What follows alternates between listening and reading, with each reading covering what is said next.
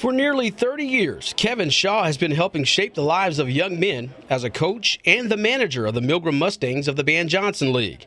But he credits his success to one of the league's and the city's most popular and beloved ambassadors of the game. The mentorship of Mr. Motley was more about when a player would come in for the after school ball, he'd say, "Son, what was your stats?" And they'd say, "Oh, I batted 350. He goes, "No, I mean your GPA." It was very important for him that you guys finish school. Every kid finishes school.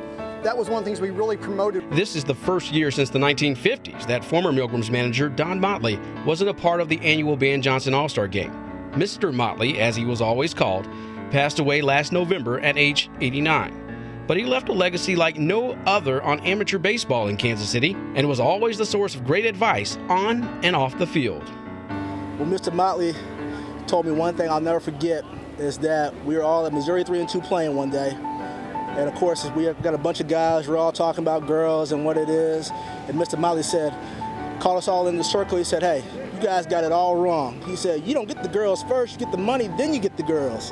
If you ask any Milgram's player this year, or 10 years in the past, everyone knows who he is. The older guys in the league, the older coaches and the older players, your 4-year guys or your 5th-year guys, they know a lot about him and know that he was a class act and one guy that you would always want to talk to or stop and have a conversation with, someone that you could always talk baseball with whenever you wanted to.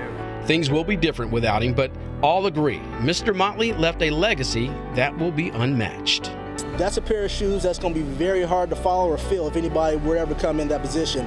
But it hasn't been easy at all this year. I mean, like Kevin said, it's been our first year without Mr. Motley. Of course, we'd love to have him here with us in person, but of course we know he's here with us in spirit and everything that we do. D. Jackson, 41 Action News.